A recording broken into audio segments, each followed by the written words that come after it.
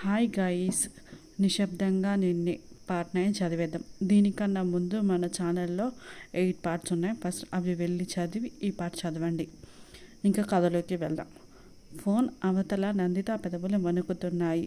ఆదిత్య అడిగిన ప్రశ్న ఇంకా చెవుల్లో మారు మోగుతుంది.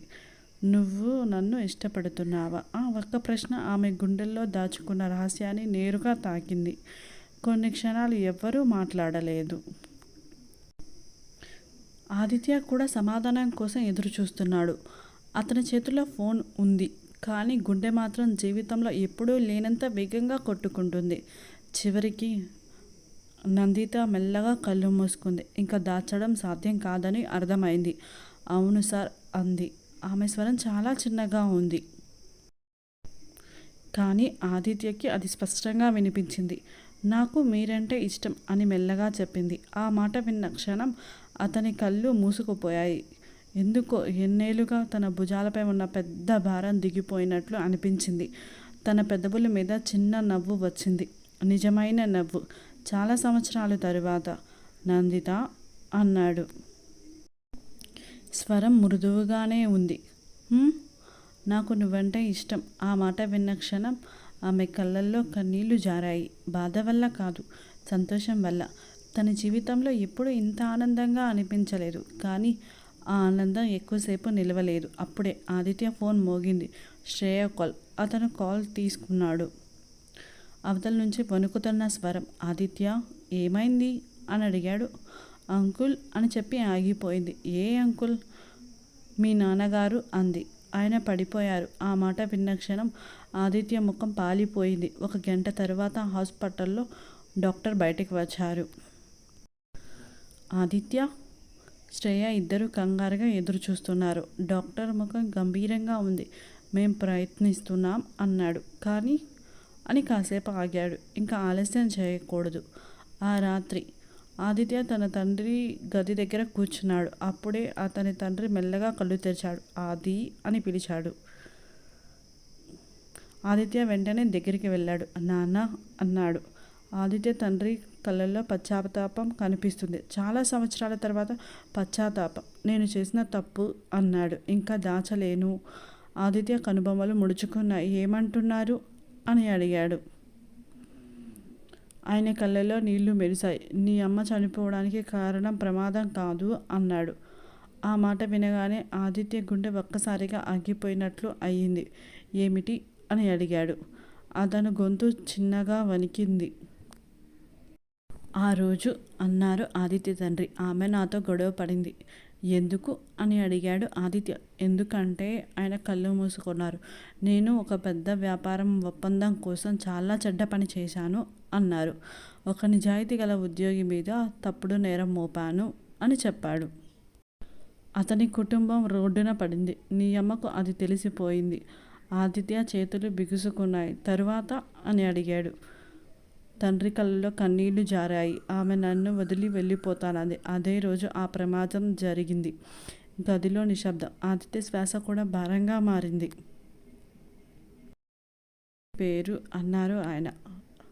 రామ్మూర్తి. ఆ పేరు విన్న క్షణం గదిలోకి అప్పుడే వచ్చిన నందిత ఒక్కసారిగా స్తంభించింది. ఆమె చేతిలో ఉన్న పూలగుత్తి నేల మీద పడిపోయింది. ఎందుకంటే రామ్మూర్తి ఆమె తాతయ్య పేరు. ఆమె కుటుంబం ఎన్నేళ్ల క్రితం ఎదుర్కొన్న అన్యాయానికి కారణమైన వ్యక్తి ఆదిత్య తండ్రి. నందిత కళ్ళల్లో నీళ్లు నిండిపోయాయి. ఆదిత్య కూడా ఆమె వైపు తిరిగి చూశాడు. ఇద్దరి కళ్ళు కలిశాయి. కొద్దిసేపటి క్రితం ప్రేమతో నిండిన ఆ చూపుల్లో ఇప్పుడు షాక్ ఉంది, బాధ ఉంది, అవిశ్వాసం ఉంది. నందిత గుండెల్లో ఒకే ప్రశ్న. నా కుటుంబాన్ని నాశనం చేసిన మనిషి కొడుకుని నేను ప్రేమించానా? అదే సమయంలో ఆదిత్య మనసులో మరో ప్రశ్న. నా తండ్రి చేసిన తప్పుకి నేను నందితని కోల్పోవాలా? ఆ గదిలో నిశ్శబ్దం అలుముకుంది. వారి ప్రేమ ఇప్పుడే మొదలైంది. కానీ విధి వారి మధ్య ఒక గోడను నిలబెట్టింది. ఆ గోడను ప్రేమ కూల్చగలదా? లేక ఆ గోడ ముందు వారి ప్రేమ ఓడిపోతుందా అనే ప్రశ్నతో వారి జీవితంలో అత్యంత కఠినమైన అధ్యయనం మొదలైంది. ఇంకా ఉంది. నిశ్శబ్దంగా నిన్నే పార్ట్ 10 చదివేద్దాం. ఆసుపత్రి గదిలో ఎవ్వరూ మాట్లాడలేదు. నందిత కళ్ళల్లో కన్నీళ్లు నిలిచిపోయాయి. ఆదిత్య ముఖం తెల్లబడిపోయింది. కొద్దిసేపటి క్రితమే ఒకరినొకరు తమని ప్రేమను చెప్పుకున్నారు. ఆ ఆనందం ఇంకా గుండెలో పూర్తిగా నిండకముందే విధి మరో రూపంలో వారి ముందు నిలబడింది.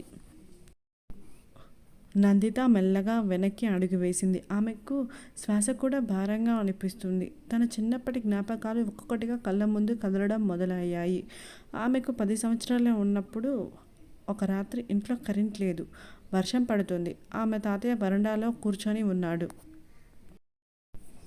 ముఖంలో బాధ, కళ్ళల్లో ఓటమి. అప్పుడు చిన్నగా ఉన్న నందిత అడిగింది తన తాతయ్యని, ఎందుకు ఏడుస్తున్నావు? ఆయన నవ్వాలని ప్రయత్నించాడు, కానీ నవ్వలేకపోయాడు. కొన్ని నిజాలు గెలుస్తాయి అమ్మా అన్నాడు, కానీ చాలా ఆలస్యంగా.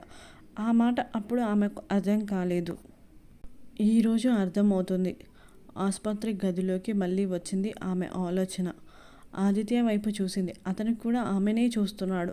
ఆ చూపుల్లో భయం ఉంది. నందిత దూరం అవుతుందేమో అన్న భయం, తన జీవితంలో మళ్ళీ ఒంటరిగా మిగిలిపోతానేమో అన్న భయం. నందిత అని పిలిచాడు. ఆమె ఏమీ మాట్లాడలేదు. ఒక్కసారి నా మాట విను అని అన్నాడు. ఆమె కళ్ళల్లో బాధ మెరిసింది. ఏం వినాలి సార్ అని అడిగింది. ఆ స్వరంలో ఉన్న దూరం ఆదిత్య గుండెని గుచ్చింది. మొదటిసారి ఆమె అతని సార్ అని పిలవడం అతనికి నొప్పిగా అనిపించింది. ఆ తప్పు నేను చేయలేదు అన్నాడు. నాకు అసలు తెలియదు కూడా.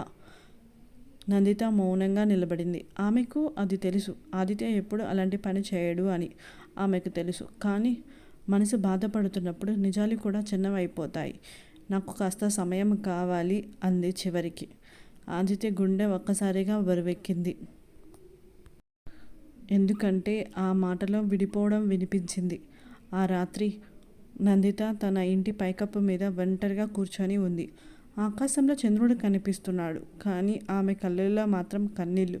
నేనేం చేయాలి తాతయ్య అని మెల్లగా అడిగింది. ఎదురుగా ఎవ్వరూ లేరు, కానీ ఆమెకు తన తాతయ్య వినిపిస్తున్నట్లు అనిపించింది. అదే సమయంలో ఆదిత్య తన గదిలో కూర్చున్నాడు. ముందు టేబుల్ మీద నందిత ఇచ్చిన చిన్న మందుల పెట్టె ఉంది. దాని మీద ఉన్న చిన్న నవ్వు బొమ్మని చూస్తున్నాడు. అనుకోకుండా అతని కళ్ళు తడిశాయి. ఇన్నేళ్ళు తర్వాత ఎవరినైనా కోల్పోతానేమో అనే భయం అతనికి మొదటిసారి వచ్చింది. మరుసటి రోజు నందిత ఆఫీస్కి రాలేదు. 1 రోజు, 2 రోజులు, 3 రోజులు. ఆదిత్యకి 1 నిమిషం కూడా ప్రశాంతంగా లేదు. ఆమె ఫోన్ ఎత్తడం లేదు. మెసేజ్లకి జవాబు లేదు. 4వ రోజు సాయంత్రం ఆదిత్య ఇంకా ఆగలేకపోయాడు. నేరుగా నందిత ఇంటికి వెళ్ళాడు. గేటు దగ్గర నిలబడ్డాడు. గుండె బలంగా కొట్టుకుంటుంది. తలుపు మెల్లగా తెరుచుకుంది.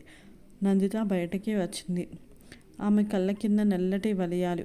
ఈ 4 రోజుల్లో ఆమె కూడా నిద్రపోలేదని స్పష్టంగా తెలుస్తుంది. ఇద్దరు కొన్ని క్షణాలు మౌనంగా ఒకరినొకరు చూస్తూ నిలబడ్డారు. చివరికి ఆదిత్య ముందుకు అడుగు వేశాడు. నేను నిన్ను చూడకుండా ఉండలేకపోయాను అన్నాడు. ఆ మాట విన్న క్షణం నందిత కళ్ళల్లో నీళ్లు తిరిగాయి.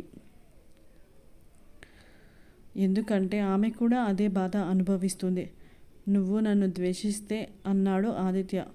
నేను అర్థం చేసుకుంటాను, కానీ అతని స్వరం వణికింది. నువ్వు నన్ను వదిలి వెళ్ళిపోవద్దు. నందిత ఎప్పుడూ అతన్ని ఇలా చూడలేదు. ఎప్పుడు కాదు. అందరికీ భయం కలిగించే ఆ మనిషి ఈరోజు తన ముందు నిలబడి తనని కోల్పోవద్దని వేడుకుంటున్నాడు. ఆమె గుండె విరిగిపోయింది. ఎందుకంటే తన కుటుంబానికి జరిగిన అన్యాయం ఒకవైపు, తన ప్రేమ మరోవైపు. 2 నిజాలే, 2 ముఖ్యమైనవే. నందిత కళ్ళల్లోంచి ఒక కన్నీటి చుక్క జారింది.